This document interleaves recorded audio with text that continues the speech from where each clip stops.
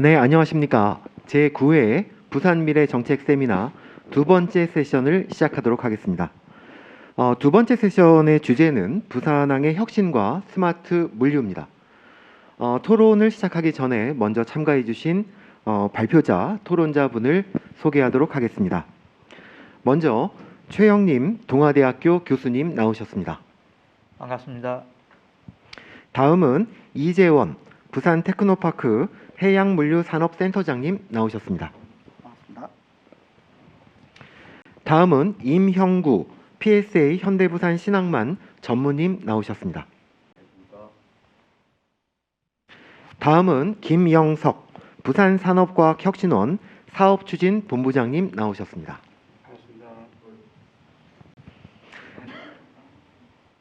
네, 다음은 최상희, 한국해양수산개발원 항만연구본부장님 나오셨습니다. 반갑습니다. 네, 김근섭, 한국해양수산개발원 항만정책연구실장님 나오셨습니다. 반갑습니다. 네, 장하용, 부산연구원 연구위원님 나오셨습니다. 반갑습니다. 네, 이번 세션 2 토론은 우리나라 최고 수준의 물류 전문가분들이 다 이 자리에 모이신 것 같습니다. 그래서 바쁘신 중에도 와주셔서 너무너무 감사드리고 오늘 부산 미래 정책을 위해서 좋은 말씀 좀 부탁드리도록 하겠습니다. 예, 첫 번째는 글로벌 항만 산업의 변화와 이것이 어떤 영향을 주고 있는지에 대해서 한번 살펴보도록 하겠습니다. 오늘 김근섭 실장님께서 발표도 해주셨지만 올해가 굉장히 많은 변화가 있었던 것 같습니다. 특히 하버드 비즈니스 스쿨이 2021년 올해를 정의를 하면서 변화와 리스크의 시기다라고 정의를 했습니다. 4차 산업혁명 시대도 도래하고 있고 포스트 코로나 시대도 도래를 하고 있습니다. 여기에 따라서 물류 시장도 굉장히 많은 변화와 또 많은 리스크가 노출이 된 시기가 아닌가 싶습니다. 이러한 측면에서 항만에 어떤 변화가 도대체 있었던 것인지 여러분들께 다시 한번 설명드리고 공유하는 시간을 좀 갖도록 하겠습니다. 먼저 우리 김근섭 시장이 오늘 발표를 해주셨는데요. 글로벌 항만의 굉장히 많은 변화 중에 특히 미서부 항만의 항만 적체가 가장 중요한 또 핵심 이슈였고 이런 것들이 미국뿐만이 아니라 우리나라, 중국, 유럽 항만에까지 굉장히 많은 영향을 미친 것으로 지금 계속 보도가 되고 있습니다. 이 미국 서부 항만의 적체의 그 원인은 좀 어떤 거라고 판단을 하고 계시는지요? 예, 여러 복합적인 원인이 있을 수 있겠습니다만은 일단 가장 근본적인 원인은 전 세계적인 이제 재정 확대, 미국도 마찬가지로 재정 확대하고 그리고 나서 이제 코로나의 사회적 거리두기가 조금 완화되면서 그간에 이제 억눌러졌던 수요가 폭발적으로 증가한 것이 가장 큰 원인이라고 보고 있습니다.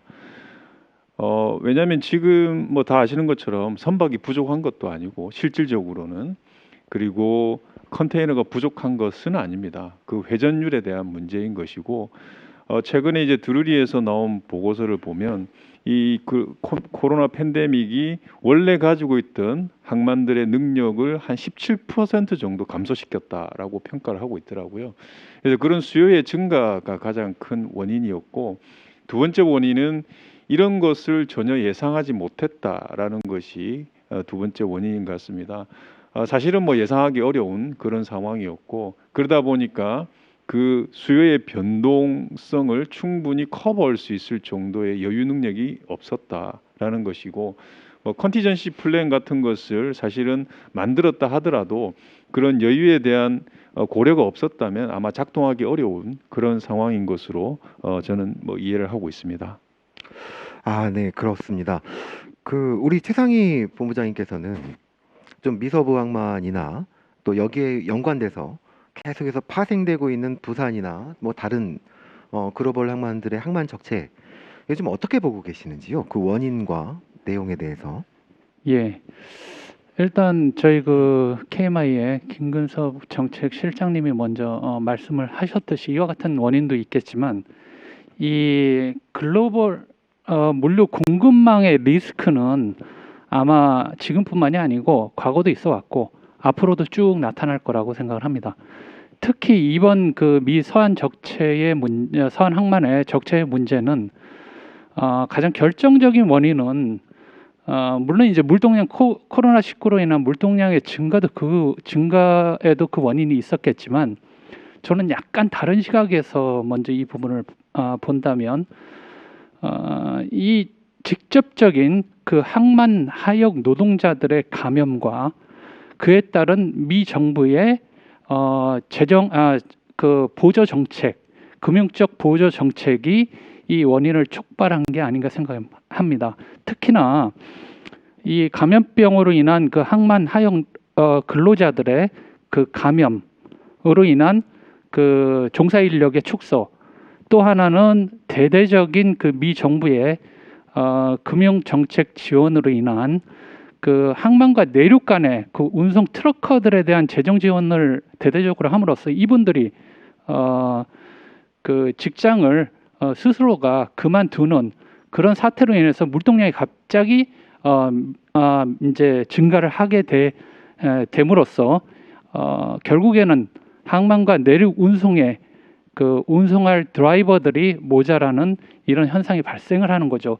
이러한 부분들이 물류 공급망은 언제까지나 심리스 체계가 돼야 되는데 한쪽에서 종사할 인력이 모자라다 보니 이 부분이 지속적으로 누적되고 적체가 되고 이 미 서한뿐만 아니라 여기에서 발생하는 물류 적체가 전 세계로 확대되는 이런 현상을 가져오지 않았나 생각을 합니다. 네. 사실 뒤돌아보면 사실 미국 서부 항만의 이러한 적체 현상이 2004년부터 2006년까지도 굉장히 심각했습니다. 이제 그 당시 원인을 좀 살펴보면 중국의 수출 물동량이 굉장히 급증하니까 전 세계적으로 이제 물동량 증가를 이거를 처리할 수 있을 만한 능력을 따라잡지 못했던 것이었다면 이번에는 좀 그 양상이 다른 것이기 때문에 굉장히 주목할 필요가 있다라고 생각이 됩니다. 미 서부 항만이 그렇게 심각한 상황인데 우리 부산항도 좀 심각한 상황이지 않습니까? 우리 장하영 박사님 좀 부산의 상황은 좀 어떤지요? 부산은 아까 우리 김문수 실장님 말씀하셨던 내용과 크게 또 다르지 않습니다. 결론적으로는 야드가 많이 일단은 부족을 해서 많은 또 그 화주들 그리고 여러 업체들에서 많은 또 요구들이 있었습니다. 물론 그 뒤에 이제 대응이 되긴 하였지만은 실제 아직까지 이제 그런 야드 부족들 그리고 그것이 아까 우리 실장님 말씀하셨던 내용처럼 예측하지 못했던 방향으로 나오다 보니까 여러 대응책들이 좀 민첩하게 좀 대응하지 못하지 않았냐라는 조금 반성을 하게 되고요. 둘째는 아까 말씀하셨던 그 공컨테이너 부족 등 여러 지금 우리 기반 어떤 그 이제 산업들이 이제 없는 그런 부분들이 결론적으로 문제가 발생을 하면서 현재 부산항에까지 이르렀던 문제들 그리고 미국 서부에서 생겼던 그런 문제들이 또 우리 그 부산항에까지 영향을 미치는 그런 어떤 사항들에 지금 처해 있었다라고 판단할 수 있겠습니다. 그러면 실제로 우리 부산시당에서 터미널 사에 계시는 우리 임영구 전무님께서는 좀 이 미서부 항만의 항만 적체나 우리 부산항의 문제점 이게 공통점도 있고 사실은 근본적으로 원인이 좀 다르기도 합니다. 좀 여기에 대해서 좀 어떻게 생각하고 계시고 좀 어떤 좀 개선이 좀 필요하신지 좀 현장의 목소리를 좀 들려주셨으면 좋겠습니다. 네, 부산항은 LA와 미서항과는 약간 다른 경향을 보이고 있습니다. 미산은 주로 이제 수출입 화물이 처리되는 곳이고요. 부산은 지금 현재 환적 화물이 55% 이상, 약 60%로 넘어갈 정도로 환적을 위주로 처리하는 곳이 되고 있습니다. 환적을 처리한다는 것은 주변의 항만의 어떤 대체 항만 역할도 지금 하고 있습니다. 작년 11월 이전까지는 코로나로 인해서 전체적으로 선박들도 물량이 줄었었고 블랭크 세일도 많았었습니다. 그러다가 11월 이후에 미국의 보조금이 지급되고 나서 순간 어떤 수요가 증가하면서 11월 이후부터 지금까지 그 그 전체적인 그 서플라이 체인이라든지 물류가 한쪽으로 많이 쏠리는 부분이 있죠. 덕분에 부산항도 굉장히 많은 그 물량이 처리되었고 어떤 화물이 그 수송이 잘 되지 않음으로 인해서 항만 적체 현상이 발생했습니다. 부산은 미서안에 출발하는 마지막 그 아시아 항만이기 때문에 미서안에서 항만이 적체되면 부산항이 직접적으로 타격을 받는다는 것을 이번에 알게 되었습니다. 그래서 향후를 대비해서라도 부산항 어차피 환적을 위주로 계속 증가를 해야 되기 때문에 각 터미널이 장치를 할 수 있는 그런 장치장을 많이 확보하도록 정부에서 좀 지원을 많이 해주시고 그리고 새로 만드는 터미널도 물론 야드가 많이 확보돼야 되겠지만 지금 있는 그 기존에 있는 항만들도 그 많은 장치장을 좀 더 확보할 수 있도록 관계기관에서 많은 협조를 해주셨으면 좋겠습니다. 이 부분은 좀 심각한 수준입니다, 지금. 예, 지금 부산이 지금 야적장 부족으로 굉장히 심각하고 그래서 어디다 이제 화물을 갖다 놓을 수도 없는 상황까지 이르렀습니다. 미서부의 같은 경우에는 코로나 바이러스 때문에 2021년 시작 때 각 선사들이 전체 해상 운송 수요가 감소할 것이다라는 측면에서 전체 운송 능력을 한 30%에서 40% 감소를 했는데 예상치 못하게 이제 전체 물동량이 증가함으로써 이것들이 이제 전체 항만에 미쳤고 특히 이제 코로나 바이러스에 좀 취약했던 미국 서부 항만이 가장 직격탄을 맞은 것 같습니다. 이러다 보니까 지금 이제 선사들이 갑자기 이제 전체 운송 능력을 증가를 시켰고 이게 더 이제 항만의 적체에 가중시키는 역할을 한 것 같습니다. 그래서 이런 것들이 이제 선사들이 운임도 올라가니까 적당히 이제 수급을 조정을 했지만 지금도 이 수급이 뭐 안정적이지는 못한 상황이지 않습니까? 지금 또 이제 불황기이기 때문에 좀 안정이 되긴 하겠지만 앞으로 이제 내년에 좀 수급 상황은 좀 어떻게 보시는지 좀 말씀을 해주셨으면 좋겠습니다. 김근섭 실장님께서 말씀하시는 게 더 좋으실까요? 예, 제가 뭐 해운 쪽 그 전문가는 아니라서 뭐 구체적인 내용을 말씀드리기는 어렵고 그냥 저도 보고 듣고 했던 내용들을 기준으로 본다면 내년까지는 올해 상황이 계속되지 않을까라는 게 대체적인 전망인 것 같습니다. 지금 선사들도 제가 알고 있기로는 이번을 계기로 해서 엄청난 경험을 한 것으로 이해를 하고 있습니다. 이 선사가 어떤 힘의 균형도 확보를 했고 실제로 화주 위주의 균형이 아니라 이제는 공급자 위주의 균형을 가져갈 수 있겠다는 것도 학습을 했다라고 많이 보고 있고 그리고 지금의 어떤 3대 얼라이언스 체제라는 것이 굉장히 안정적인 구조라는 것도 그들이 또 경험을 했고 그리고 이 체제가 앞으로 향후 10년 정도까지는 계속하지 않을까라는 그런 상황이 보이기 때문에 이런 주도 세력들이 그리고 특히 중요한 것은 발주지 않습니까? 선박을 얼마나 발주하는가가 중요한데 아직까지는 큰 증가세는 보이지는 않습니다. 발주량이 약간씩 증가하고는 있긴 하지만 아직까지는 큰 증가세가 보이지 않고 통상 일반적인 발주량이 전체 선대의 한 15% 수준을 하는 것이 이제 선박이 폐선되는 것들 빠져나가는 것들 고려해서 15% 정도 충당해 주는 게 적정한데 지금 보면은 한 15%에서 20% 사이 이 정도라서 적정한 수준을 유지하고 있다. 그간에 이제 학습된 그런 것들을 이제는 실행하는 그런 것인 것 같고요.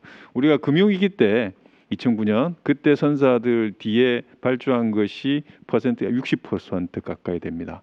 그렇기 때문에 이제 과잉이 초래된 것이거든요. 그런 경험들도 그들이 했기 때문에 지금은 이제 발주량을 조절하기 때문에 이런 좀 타이트한 이런 상황이 내년까지는 좀 지속되지 않을까라는 게 대체적인 전망인 것으로 저는 이해를 하고 있습니다. 네, 감사합니다. 아까 우리 김근섭 실장께서 말씀도 하셨지만 참 많은 실패와 경험을 가지고 조금씩 개선이 되는 것 같습니다. 그동안 이제 글로벌 물류 시스템이라는 것이 굉장히 안정적이고 글로벌 경제의 성장을 뒷받침했다라고 모두 생각을 했는데 이런 생각들이 참 깨지는 굉장히 어렵고 또 굉장히 중요한 시기가 아닌가라는 생각이 듭니다.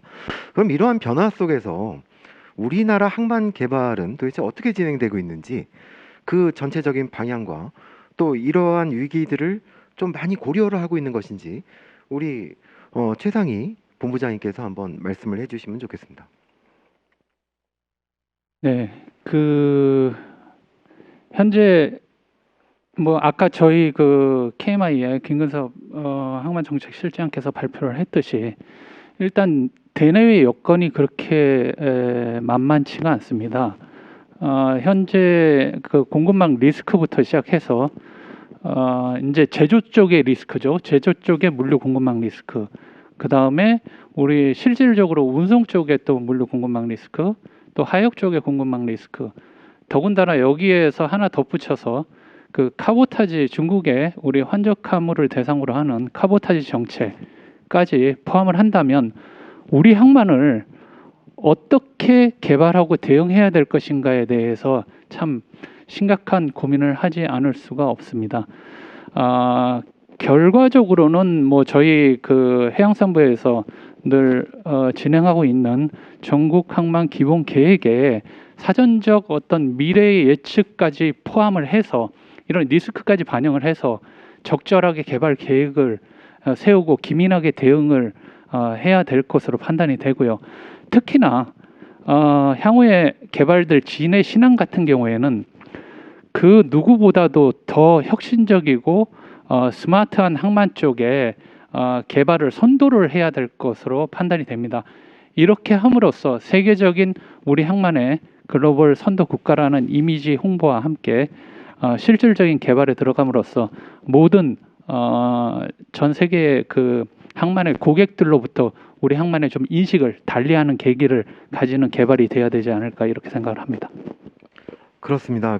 아까 우리 김근섭 시장도 얘기를 했지만 싱가포르는 개발 확장을 통해서 경쟁력을 확보하고 홍콩은 개발을 시기를 늦췄기 때문에 경쟁력을 상실하고 있다라는 발표는 굉장히 의미하는 바가 크다라고 생각이 됩니다. 어떻게 최영림 교수님 이제 부산이 이제 계속 항만도 확장을 하고 있고 또 스마트화 개발 계획도 계속 발표를 하고 있는데 어떻게 잘 진행되고 있다라고 판단하고 계십니까? 지금 뭐 그걸 제가 판단하기는 좀 지금 데이터가 충분치 못해서 정확하게 말씀은 못 드리겠는데 제가 기본적으로 그런 생각을 갖고 있습니다. 지금 우리가 이제는 그 4차 산업혁명 시대로 들어가면서 기본적으로 그 인식을 완전히 바꿔야 될 시점이다. 시대가 이제 바뀌게 되니까 과거의 어떤 환경에 맞는 사고에서 이제 새로운 환경에 맞는 사고로 바뀌어져야 우리가 제대로 이 파고를 타고 넘을 수가 있다라고 생각을 합니다. 그런 점에서 지금 항만 하드웨어적으로 항만을 개발하는 것도 중요하지만은 우리가 기존에 개발되어 있는 항만을 어떻게 소프트웨어적으로 잘 활용할 수 있도록 할 것인가 하는 쪽으로 전략을 구사할 필요가 있다라는 생각이 들고요. 첫째, 기존에 이제 하드웨어를 잘 우리가 공유를 통해서 잘 활용하듯이 그렇게 갔으면 좋겠고, 또 하나는 이제 새로이 개발하는 항만에 있어서는 아까 제가 그 발표에서도 말씀드렸는데 기본적으로 개방 공유 협력 이것을 기본 전제로 해서 개발을 해 나간다면은 앞으로 활용 단계에서도 훨씬 효율적으로 갈 수 있지 않겠는가 하는 그런 생각입니다. 개발 공유 협력 굉장히 중요한 가치를 말씀해 주신 것 같습니다. 아까 최용림 교수님께서 스마트 항만이 무엇인지에 대해서 이제 정의를 해 주셨는데요. 항상 이 정의가 잘 안 돼서 이게 무엇이냐, 어떻게 해야 되느냐라는 방향성에 대해서 혼선이 있었던 것이 사실인 것 같습니다. 전체 우리나라 그 스마트 항만에 관련돼서 전체를 좀 정책을 이끌고 계시는 우리 최상희 우리 본부장님께서는 좀 스마트 항만에 대해서 좀 다른 정의도 있으실 것 같아요. 좀 우리 부산형 스마트 항만이란 도대체 무엇인지 한번 정의를 좀 부탁드리겠습니다. 제가 정의와 더불어서 좀 스마트 항만에 대해서 우리 미래 개발 스마트 항만의 개발 방향 그다음에 기능 이런 부분까지 좀 한번 말씀을 좀 들어보겠습니다. 정의는 이제 아까 우리 최영림 교수님 발표 자료를 제가 사전적으로 읽어봤습니다. 한번 읽어봤는데 최영림 교수님께서 내리신 정의가 저는 합당하다고 보고요. 얘가 예전에 이제 제가 연구한 부분에도 거의 유사한 정의를 내린 적이 있습니다. 그래서 그 부분은 그렇게 참조를 좀 하시면 될 것 같고요. 제가 좀 드리고 싶은 말씀은 그 항만의 스마트화는 앞으로는 물론 당연히 하드웨어의 이제 최첨단화 이런 부분도 들어가겠지만 앞으로는 인간의 안전 그리고 그 물류 공급망의 보안적인 측면도 굉장히 좀 우리가 이제 신경을 써야 된다. 아울러서 그 항만 스마트 기술의 연결, 즉 세계화와 같은 부분에 큰 카테고리에 초점을 좀 맞춰 보는 것이 어떤가라고 한번 말씀을 드리고요. 두 번째로 실질적인 액션 플랜을 좀 세워야 되는데요. 이제 저희가 그 스마트 항만의 표준화 모델 정립을 좀 하고 그 개발 구축을 위한 툴킷 같은 이런 제작을 좀 해봐야 되지 않을까. 그러니까 표준화 모델은 이제 R&D를 기반으로 해서 기반 기술을 개발을 했으면 향후에 이것을 이제 표준화 구축을 하고 정책 사업으로 펼치는 거죠. 그에 따라서 민간 사업 영역으로 확장을 시키고 두 번째 툴킷은 이제 국내의 그 시범 확산 사업을 기반으로 해 경험을 근거로 해서 해외 그 아세안이라든지 그다음에 이 신남방 국가의 해외 수출을 타겟팅으로 해서 추진을 해보는 것이 바람직하고요. 저희가 스마트 항만 얘기는 굉장히 많이 하는데 도대체 스마트 항만의 그 구성이 어떻게 돼 있는지 아주 세부적인 거는 실질적으로 나타난 그런 부분들이 없는 것 같아요. 그래서 진해 신항만이 앞으로 구축돼야 될 정말 스마트 기능이 무엇인가? 이 부분을 봤을 때 하용 물류 기능은 당연히 무인 자동화를 기반으로 해야 되겠고 그 동력원은 풍력하고 수소 그리고 태양광의 신재생 에너지의 공급의 원천이 되어야 됨과 동시에 그 동력 공급 방식도 그 배터리 충전, 배터리 이용하긴 하지만 현재는 최고의 수준이 도킹 시스템을 이용한 충전 시스템인데 앞으로는 이게 무선 전력 공급을 기반으로 하는 동력원 공급이 돼야 되겠다라는 부분. 아울러 당연히 생산성 향상을 위한 대기 시간 절감 기술도 들어가야 되겠죠. 거기에 IoT 기반의 첨단 센서들은 모든 항만 내에 움직이는 사람부터 장비, 기계까지 다 센서들이 붙어서 자동으로 정보가 수집되는 시스템으로 가야 될 거고요. 터미널 운영 시스템 또한 AI 기반의 터미널 운영 시스템이 돼야 될 것입니다. 여기에 이제 AI 탈리라든지 그 컨테이너 검사, 정보 전달을 위한 AI OCR 그리고 스마트 아이 게이트와 같은 시스템도 구축이 돼야 될 거고요. 당연히 통신망은 5G 내지는 더 나가서 6G까지 먼저 선점을 해야 될 부분이 필요하고 드론을 활용한 선박 추적 모니터링 시스템이라든지 그리고 우리 오퍼레이션 빌딩도 퓨처 커맨드 센터가 돼야 되는 그런 스마트 대시보드를 활용할 시스템 모든 정보들이 클라우드로 정보 전달과 관리가 되는 이런 시스템이 기본적으로 갖추어져야 진정한 스마트 항만이 돼야 될 것이고 앞으로 진해 신항은 이런 방향으로 건설이 되는 것이 바람직하다라고 판단이 됩니다. 네, 감사합니다. 스마트 포트가 도대체 무엇인지 그리고 어떤 역할을 할 것인지에 대해서 종합적으로 좀 말씀을 해주셨습니다. 여기에 관련돼서 이제 여기 계신 전문가분들께 이제 한 번씩 다 여쭤볼 건데요. 그거 들어가기 전에 지금 스마트 항만이 되면 우리 부산항은 좀 어떻게 물류 시스템이 바뀔 것인지에 대해서 그동안 계속 연구를 해오시고 부산의 정책을 입안해 오셨던 우리 장하용 박사님께서 한번 스마트 항만과 우리 부산항 도대체 무엇을 해야 되는 것인지 한번 말씀 부탁드리겠습니다. 예, 저도 말씀드리기 전에 이제 그 우리 최상희 본부장님하고 2017년부터 카운트 파트너로 이 스마트 항만 연구를 쭉 해왔고요. 또 저희 부산연구원으로 와서도 이제 첫 번째 연구가 또 스마트 항만 그 관계된 연관 산업을 연구를 했었습니다. 하면서 오늘 그 최영림 교수님 말씀하셨던 그 정의는 정말 중요한 내용이라는 생각이 들고요. 이유는 이 결국 정의가 그 스마트 항만에 나아가야 할 방향을 이야기를 하고 있다라는 것이죠. 그래서 오늘 최영림 교수님께서 여러 많은 내용들을 잘 정리를 해주셔서 다시금 한번 좀 살펴보는 기회를 좀 가졌는데요. 이 연구를 하면서 제일 또 중요한 포인트는 일면에 있어서는 조금 첨단 어떤 그 방금 최장희 본부장님 말씀하셨던 첨단 기술들이 적용이 되어 있는 항만의 어떤 그 기본 모습을 스마트 항만이 보이고도 있지만은 또 다른 측면은 이제 그 지역의 문제, 그 항만의 문제를 해결하는 방향이 결론적으로는 스마트 항만의 정의였고 또 그 스마트 항만이 각 항만마다 나아가는 방향이었습니다. 이 말씀을 드리는 이유는 결론적으로 지금 우리가 나아가고 있는 이 부산항 오늘 또 김근석 실장님께서 말씀하셨던 여러 부산항의 문제들을 해결하는 그 항만이 바로 결론적으로는 스마트 항만이 될 수밖에 없고 그 항만에 지금 어떻게 보면 그 교수님께서 말씀하셨던 개방 협력 이 공유라고 하는 큰 이슈들 이게 결론적으로 이것들을 해결하기 위한 어떤 방안으로 기술이 적용되어야 되고 또 여러 또 스테이크홀더들 즉 이해관계자들이 결론적으로는 이러한 부분들을 나가야 되는데요. 오늘 이 스마트 항만이 결론적으로 부산항에 나가야 할 방향은 지금 있는 여러 문제들 그리고 여러 이해관계자들 그리고 기술적으로 떨어져 있는 또 연계성이 떨어지는 또 지능성이 떨어지는 이런 부분들을 결론적으로 해결할 수 있는 방향으로 이 스마트 항만이 결국 부산항에 적용이 되어야 되고 또 될 것이다라고 전망하고 있습니다.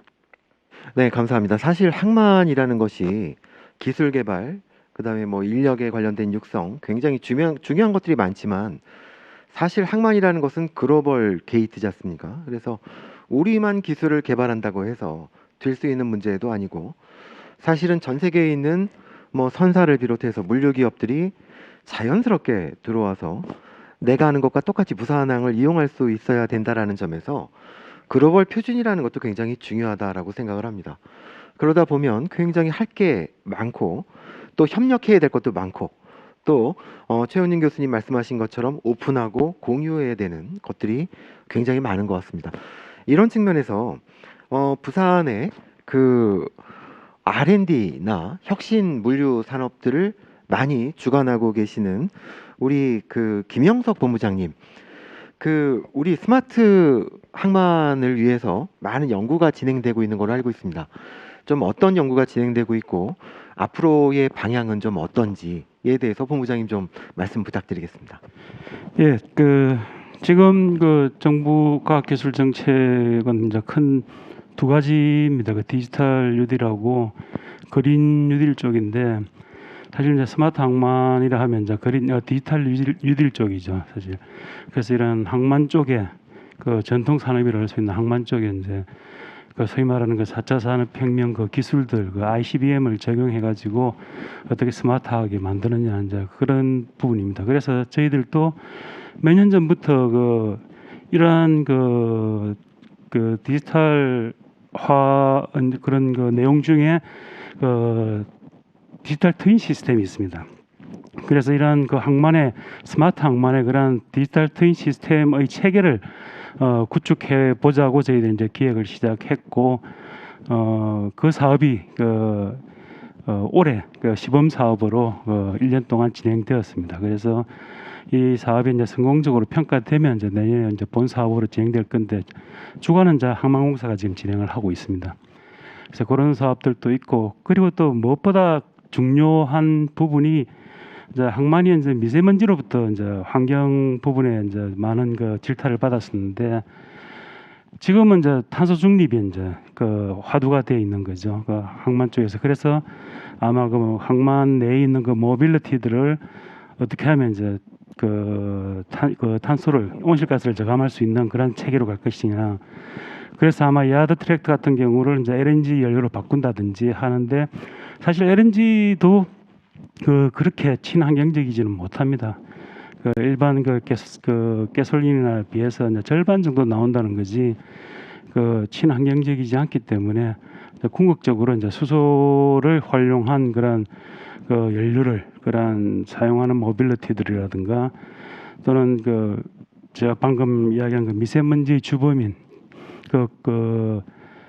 주범을 이제 해소하기 위해서 AMP라는 것을 지금 항만에 지금 설치해 가지고 전력을 공급하고 있는데 사실 AMP 자체도 만약에 화석 연료를 사용한 육전을 쓴다면 이게 또 이제 친환경적이지 못한 것이 되죠. 그래서 재생에너지라든가 수소를 활용한 연료전지 발전을 통한 그러한 AMP 전력 공급 같은 것들은 이제 지금 현재 계속 기획을 하고 있습니다. 특히 최근에 복합 LNG 허브로 이제 부산 신항이 이제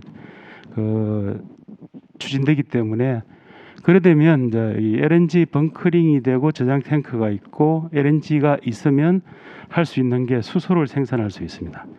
그래서 이 항만이라는 것은 수소의 생산부터 활용에 이르는 전 서플라이 체인을 다 적용할 수 있는 활용할 수 있는 사이트이기 때문에 이 부분을 가장 잘 활용해 가지고 탄소 중립이 되는 그러한 항만을 개발하는 그러한 사업들을 지금 저희들이 기획을 하고 있고 앞으로 추진할 예정입니다. 예, 비스텝이 굉장히 많은 역할을 하고 있다라는 생각이 듭니다. 이번에는 테크노파크에서 사실 스마트 포트에 큰 걸음들을 계속해서 하고 계시고 사업도 진행하셨던 우리 이재원 센터장님께서는 스마트 포트를 꽤 오랫동안 준비해 오셨지 않습니까? 그래서 여기에 관련된 사업이나 또 비즈니스 생태계 뭐 전반적인 어떻게 진행돼야 될까 좀 말씀 부탁드리겠습니다. 네, 저희는 이제 앞서서 이제 부산항이라고 하는 이제 이 플랫폼에 대해서 이제 여러 얘기가 나왔는데요. 이제 요즘 이슈가 이제 플랫폼이지 않습니까? 그래서 이제 항만을 이제 플랫폼이라 봤을 때 사실 저희가 이제 플랫폼 이 스테이션이라고 하는 개념이 이제 사용하는 이용자가 이제 들어와서 거기서 사실 모든 것을 해결을 하고 나가는 것이 가장 좋을 겁니다. 그래서 이제 기본적인 업무 외에도 이제 연관되어 있는 연관 산업들이 다 같이 이렇게 어우러져서 하나의 생태가 만들어져야 이게 지속 가능한 뭐 그런 플랫폼 기능이 이루어질 텐데요. 이제 부산항 같은 경우는 저희는 이제 특히 부산항에 이어져 있는 그 항만 연관 산업에 대해서 오랫동안 저희가 주시를 하고 여러 가지 사업을 진행하고 있습니다. 제 생각은 사실 이제 항만은 이제 부산항은 그 경쟁력이 있고 또 이제 최근에 여러 가지 어려움이 있어도 좀 꿋꿋하게 지위를 유지하는 것 같아요. 그런데 그 관련된 연관 산업들, 특히 이제 뭐 선용품이라든지 아까 다 얘기 나왔습니다만 선박 수리, 또 선박 관리, 저희는 뭐 요 세 개 연관 산업에 대해서 계속 주목을 하고 있는데요. 계속 어렵습니다. 그리고 계속 어렵고 그 매출 규모라든지 종사자라든지 이런 것들이 정량적 지표를 봐도 계속 정체가 되거나 후퇴를 하고 있어요. 항만은 성장하는데 연관 산업은 그게 맞춰서 이렇게 양의 상관관계가 잘 안 나온다는 거죠. 그래서 계속 저희가 이제 그 부분에 대해서 사실 얘기도 하고 관련된 프로젝트도 하고 있고 어떻게 고도화를 시키고 어떻게 이제 선진적인 생태계를 만들 것인가 해서 계속 고민을 하고 있습니다. 근데 오늘도 주제가 이제 스마트 물류지만 사실은 이제 그걸 돌파해 나갈 수 있는 방법이 디지털라이제이션 요 부분이 가장 손에 잡히는 부분인 것 같습니다. 선용품도 유통이니까 이제 플랫폼이 필요한 거고요. 선박 수리 같은 경우도 사실은 플랫폼화가 돼야 될 부분이 있습니다. 계속 이제 그런 전통적인 산업으로 고집할 부분이 아니고요. 그리고 뭐 선박 관리 같은 것도 뭐 아시다시피 원격 그 자율주행 선박이 나오기 때문에 거기에 관한 뭐 제어라든지 또 거기에 관련된 뭐 선언 교육 또 친환경으로 LNG에서 나오는데 어떻게 선언 교육을 실 것인가. 요즘 이제 메타버스 같은 게 많이 나왔기 때문에 당장 활용할 수 있는 것이 또 그런 분야이기도 하죠. 그래서 전체 항만이 성장을 하고 그 플랫폼으로서 기능을 잘 유지하기 위해서는 그런 그 이제 연계되어 있는 연관 산업들이 같이 고민이 되고 모든 기본계에 다 함께 이제 다 잘 반영되어서 구상이 되어야 한다라고 좀 그렇게 생각하고 있습니다. 예, 감사합니다.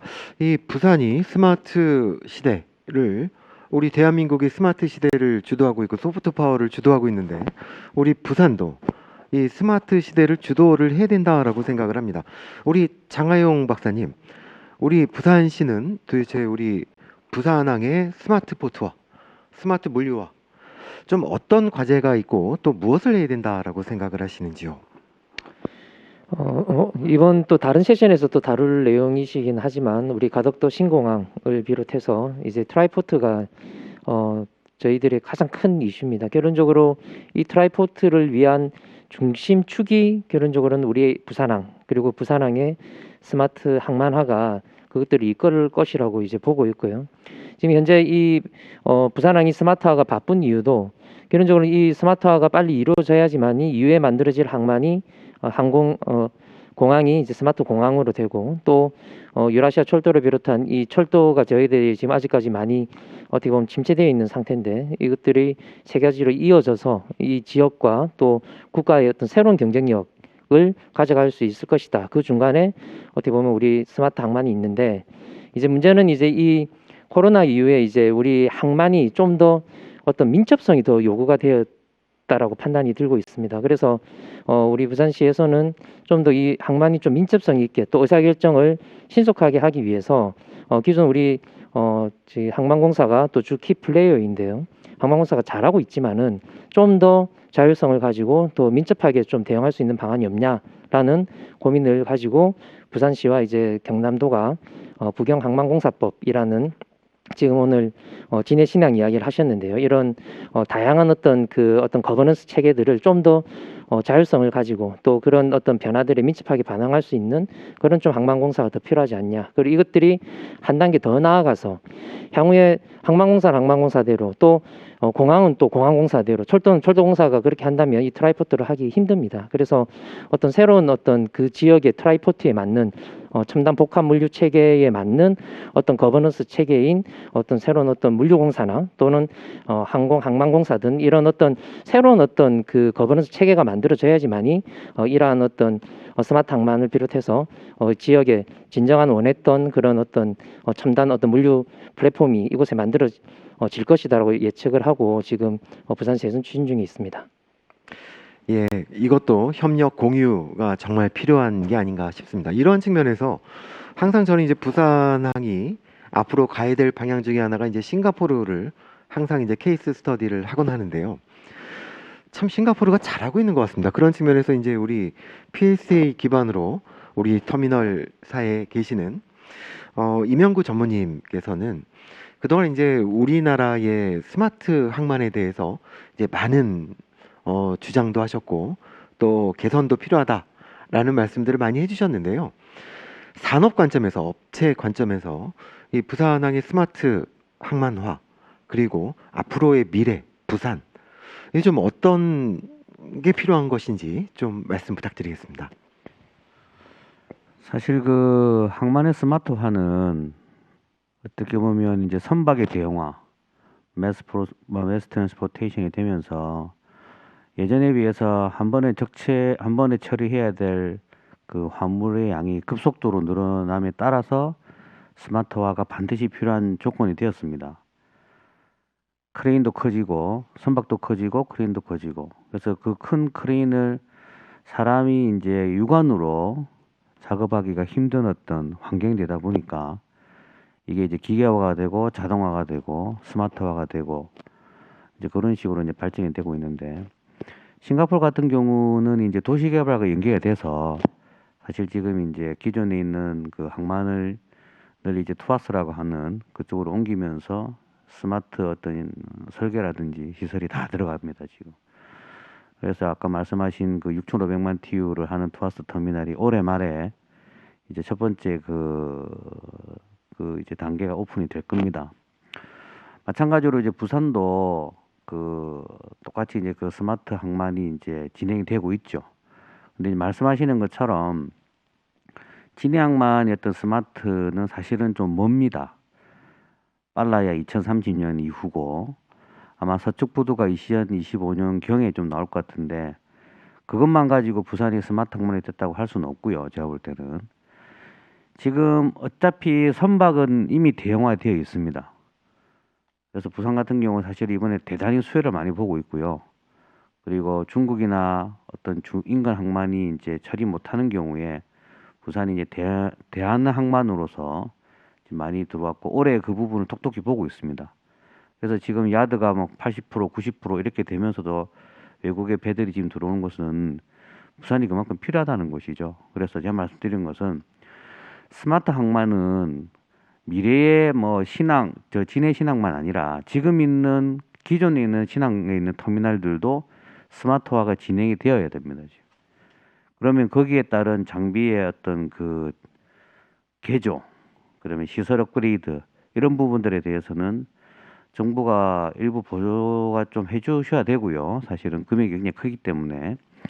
그리고 그동안 그 항만의 어떤 기능이 일부 사용하지 못할 수도 있기 때문에 그런 부분들은 그 관계기관과 협의해서 풀어야 될 문제가 많습니다. 그리고 스마트화가 사실은 자동화죠. 쉽게 말하면 자동화가 되면 일부의 그 직원들이 사실은 그 현재 하고 있는 일을 좀 조정해야 될 필요가 있습니다. 그래서 항만 근로자의 재교육 부분이 반드시 필요합니다. 그래서 이 부분은 업계에서 할 수가 없습니다. 그래서 이 부분은 정부에서 계획을 가지고 하셔야 되고요. 싱가포르이 그 스마트 항만을 굉장히 재촉하고 촉진하는 이유는 거기는 그 사실 그 항만 인력이 부족합니다. 그래서 이제 주변에 인근 뭐 인도네시아나 말레이시아에서 사람을 쓰기 때문에 사실은 그런 부분이 없는데 우리나라 같은 경우는 반드시 항만의 어떤 스마트화를 진행하다 보면 이번에도 그 서쪽 보도 문제가 나왔듯이 항공노조와 어떤 갈등의 일부분 분명히 나타납니다. 그래서 그 부분을 현명하게 할 수 있도록 그 정부에서 항만공사나 해수부 또는 부산시에서 많은 그 도움을 주시면 자연스럽게 조금 스마트화가 빨리 되지 않겠냐라고 보고 있습니다. 예, 그렇습니다. 스마트화는 누구 혼자서 할 수 있는 일이 절대 아닌 것 같습니다. 이 산학 연정, 특히 이제 정부가 더 발벗고 나서야 될 일인 것 같고요. 이제 독일의 함부르크 항만공사가 스마트 항만 앞으로 우리는 이래라고 소개하는 영상을 보면 이제 선박이 항만에 들어오기도 전에 벌써 이제 통관이나 모든 서류 작업이 끝나고 여기에 관련된 모든 운송 계획까지 다 한꺼번에 이루어지는 이런 모습들을 본 적이 있습니다. 이런 모습들이 실현이 되려면 굉장히 많은 것들이 필요하지만 제일 먼저는 컨테이너 자체가 살아있는 컨테이너가 돼야 된다라는 의견들이 굉장히 많습니다. 이러한 측면에서 이제 우리나라에서도 아까 발표해 주신 최은인 교수님께서 스마트 컨테이너를 개발하고 계시는데요. 굉장히 전 세계적으로 혁신을 선도할 수 있는 분야라고 생각이 됩니다.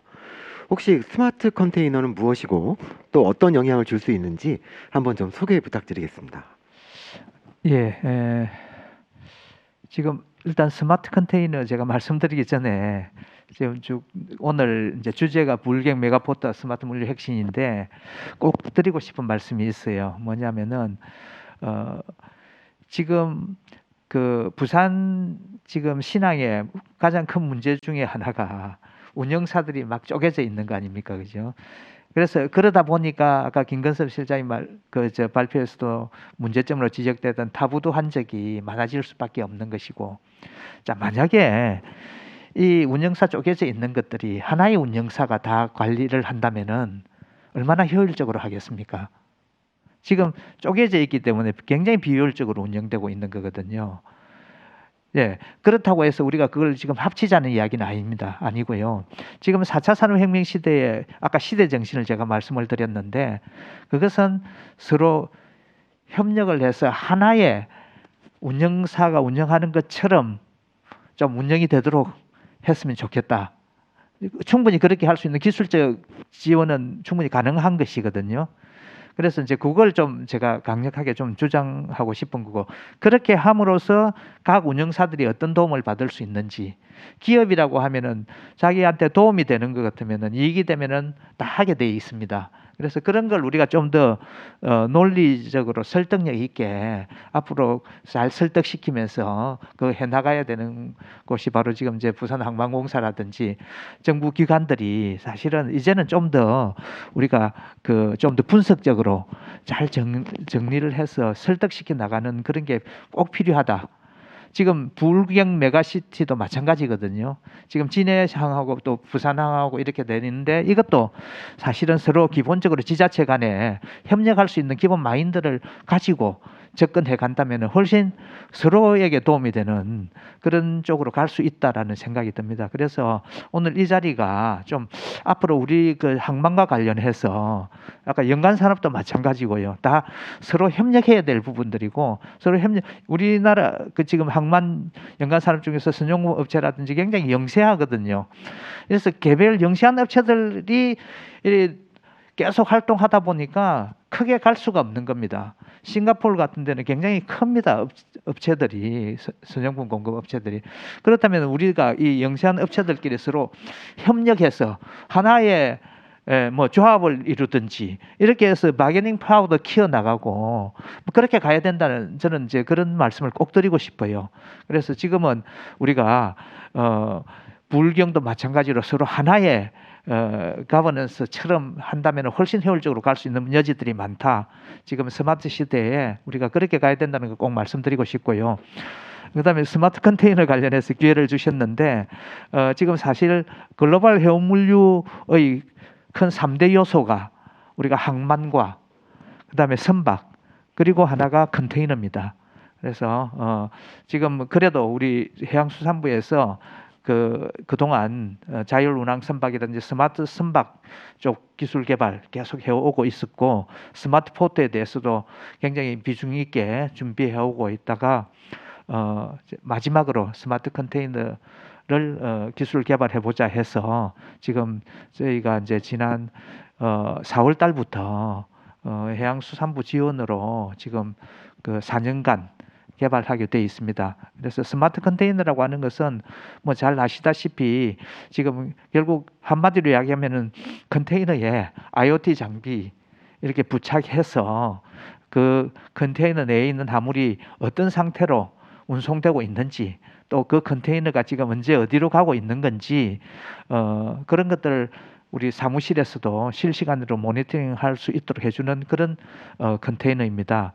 그동안은 탈부착식으로 지금 현재 일부 활용이 되고 있는데 이걸 아예 새로운 개념의 컨테이너로 만드는 것은 우리나라에서 지금 처음으로 시도되고 있는 것이기 때문에 우리가 이 스마트 컨테이너를 기술을 우리나라에서 먼저 개발해서 국제 시장을 선점하게 된다면은 정말 우리나라가 해양 강국이고 부산이 해양 수도로서 상당히 의미 있는 산업을 새롭게 하나 만들 수 있다라는 그런 생각을 하고 있습니다. 그래서 어떻게 보면 국가적인 사업이고 하기 때문에 우리 관련되는 기관들이나 그 업체들이 좀 적극적으로 도와주셔가지고 꼭 성공할 수 있도록 그렇게 해주셨으면 좋겠습니다. 왜냐하면 컨테이너 자체의 스마트화뿐만이 아니고 사실은 더 중요한 것은 우리가 아까도 계속 이야기 나오면 플랫폼입니다.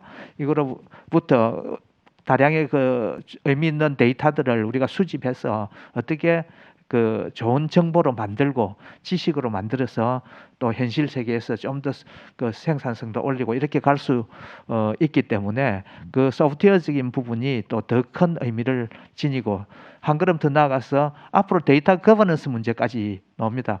거기서 얻어진 데이터를 결국은 우리나라가 좀 주도할 수 있도록 그렇게 할 수 있는 그런 기반이 만들어질 수 있지 않겠는가라는 생각을 해봅니다. 예, 좋은 말씀과 또 스마트 컨테이너에 대해서 좀 말씀해 주셨습니다. 사실 오늘 제한된 시간에 여러 가지 이슈들을 다루려고 하다 보니까 말씀들은 다 나왔지만 정말 밤새도록 토론했으면 좋겠다라는 생각이 듭니다. 해야 될 말들이 너무 많고, 그럼에도 불구하고 시간이 제한이 있기 때문에 오늘 1분씩 전체 정리, 그리고 우리 부산이 혁신하려면 무엇을 해야 되는지 1분 정의 들어가도록 하겠습니다. 장하영 박사님부터 1분 하도록 하겠습니다. 이 연구를 하면서 스마트 항만의 핵심 포인트는 최영림 교수님께서 예전부터 이야기하셨던 그런 교육, 오늘도 나왔던 이제 어떤 근로자를 비롯한 어떤 재교육 문제인 것 같습니다.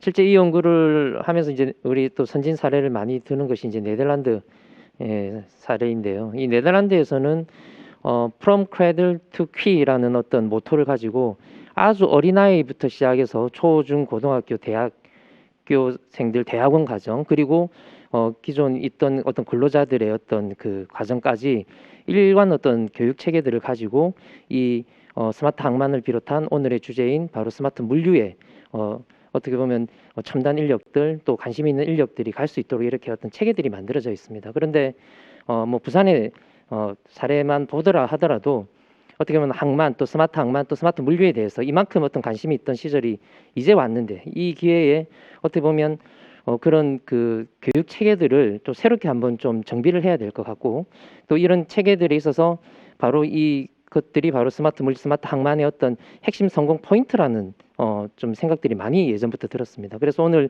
이 주제가 또 특별히 오늘 또 동면대에서 지금 이 행사가 이루어지고 있는데 이런 교육기관들이 이런 부분들의 어떤 교육의 어떤 컨텐츠들을 제공을 하고 또 어떻게 보면 그런 주도를 할 수 있는 그런 어떤 기회들이 이 행사를 통해서 마련되었으면 좋겠다라는 말씀으로 정의를 내리겠습니다. 감사합니다.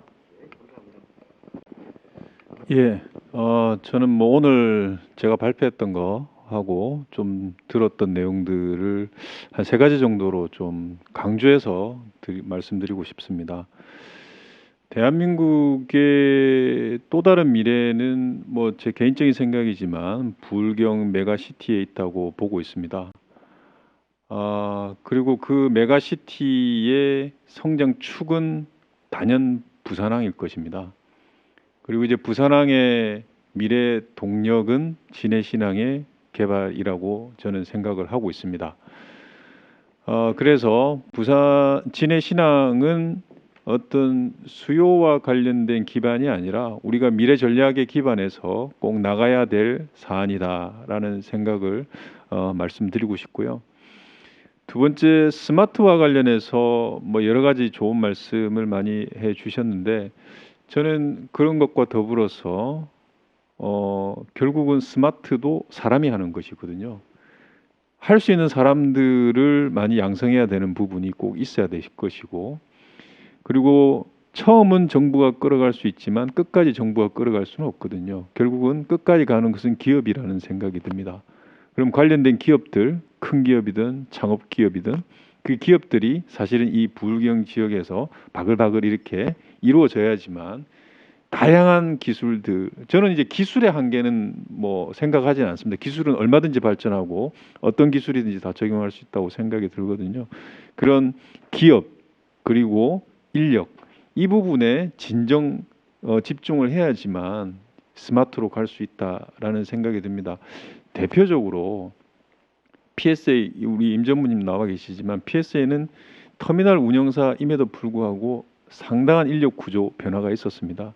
굉장히 많은 인력들이 IT 전문가들입니다. 운영 전문가들이 아닙니다.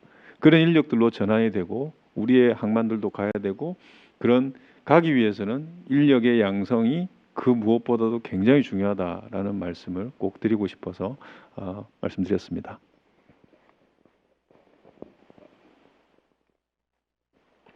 네. 제가 드리고 싶은 말씀은 이제 마지막으로 정리해서 말씀을 드리자면 이제 항만의 어떤 그 개념을 더 이상 전통적인 개념 말고 앞으로는 미래를 위한 개념으로 좀 확장을 좀 하는 것이 필요하다. 늘 저희가 고부가가치 항만을 얘기하지만 그 고부가가치 항만이 도대체 무엇인가를 한번 깊게 생각해 볼 필요가 있다고 생각합니다. 우리 항만 산업에서의 항만 건설 산업, 전통적인 항만 건설 산업, 항만 운영 산업, 그리고 아까 말씀 나오신 항만 연관 산업을 중심으로 해서 이제는 우리가 국민과 항만이 친화적으로 될 수 있는 항만 유통 산업이라는 새로운 영역을 이제는 창출해야 될 시대가 아닌가. 그 대표적으로서 우리의 앞으로의 미래의 4대 신산업인 콜드체인 산업, 항만을 중심으로 하는 콜드체인 산업. 두 번째는 전자상거, 국경 간 전자상거래를 중심으로 하는 CBEC. 그리고 세 번째로는 항만을 중심으로 하는 모든 물류 자원을 공유하는 자원공유 산업과 마지막으로 항만 물류 부분의 정보 거래 산업을 이쪽을 항만의 중심으로 하는 유통 산업을 새로이 일으켜서 미래의 항만으로 발전시켜 나가야 된다고 생각합니다. 이상입니다. 저는 간단하게 2가지만 말씀드리겠습니다. 하나 가장 중요한 것은 이제부터는 칸막이 사고에서 좀 벗어났으면 좋겠다. 그거 꼭 말씀드리고 싶고 또 하나는 지금 이제 자동화되고 스마트화 돼가면서 일자리가 많이 바뀌게 됩니다. 그래서 아까도 이제 지적을 해주셨는데 제가 보기에는 사실 미리 앞서서 미리 앞서서 직업 전환 교육이 이루어져야 된다. 그래야 우리가 이제 신기술을 보다 효과적으로 이렇게 안착시킬 수 있을 것이라는 말씀드립니다. 이상입니다. 네, 앞서 연관 산업에 대해서 말씀드렸는데요. 그 선형품 사업의 그 지역의 기업이 한 2,000개 정도 됩니다. 그리고 이제 선박 수리 사업에 이제 등록된 것만 한 500개 정도, 선박 관리도 한 500개 정도. 그래서 굉장히 많은 기업들이 부산항을 이제 포진을 해서 이제 그 굉장히 오래됐습니다. 그런데 이제 향후 비전이나 스마트 포트를 얘기를 할 때 이런 기업들이 그렇게 큰 목소리를 내지 못하고 로드맵에서 조금 이제 그렇게 중요한 포지션을 차지하지 못하는 것 같습니다. 그래서 정책이나 그런 큰 국가의 그 로드맵을 세우실 때 이런 그 지역의 연관 산업들이 함께 참여할 수 있는 그런 계획과 구상이 함께 좀 이루어졌으면 합니다. 이상입니다. 네, 이제 항만은 과거의 노동집약 산업에서 스마트한 정치 산업으로 사실은 바뀌었습니다. 이번에 LA 미국 서안에서 발생한 그 물류 대란은 선박이나 그 컨테이너 부족보다는 항만의 대란입니다. 항만 적체. 그래서 부산도 마찬가지로 지금 항만에 대해서 계속 관심을 가지고 이제 잘 처리되도록 이렇게 도와주시고 계십니다. 지금 현재 부산항은 많이 이제 야드가 적치인 상태입니다. 계속 말씀드리는데 터미널 항만 업체가 지금 이 현재 있는 그 화물들을 잘 처리할 수 있도록 우선적으로 정부의 많은 도움이 필요합니다. 그리고 그 부산항이 앞으로도 계속 항만이 산업이 발전하려면 기존에는 항만 업체들에게 많은 관심과 지지를 부탁드립니다. 한선석 만들고 운영하는데 약 3천억 가까이 듭니다. 세선석이면 1조입니다. 항만 산업은 굉장히 자본집약적인 산업이기 때문에 그 정부와 업계가 같이 나가야 스마트화가 되고 발전이 이룰 수 있습니다. 많은 도움 부탁드리겠습니다. 예, 그 항만이 스마트화되면 우리들이 많은 데이터를 획득할 수 있습니다. 그래서 빅데이터의 그 하나의 소스가 되는 거죠. 그리고 해양 관련 그 많은 기관들이 부산에 집적해 있습니다. 그 해양 관련 데이터 KMI를 비롯해 가지고 많은 데이터들을 가지고 있고 플랫폼도 가지고 있습니다.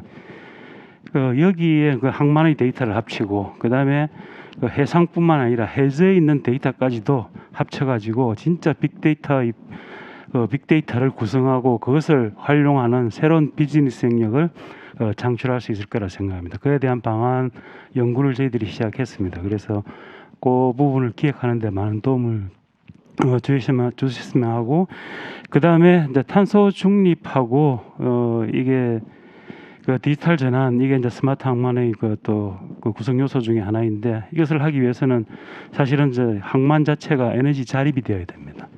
그래서 친환경 에너지로 자립할 수 있는 그런 방안에 대해서도 저희들이 그 연구를 계속할 예정으로 있습니다. 예, 이상입니다. 네, 감사합니다.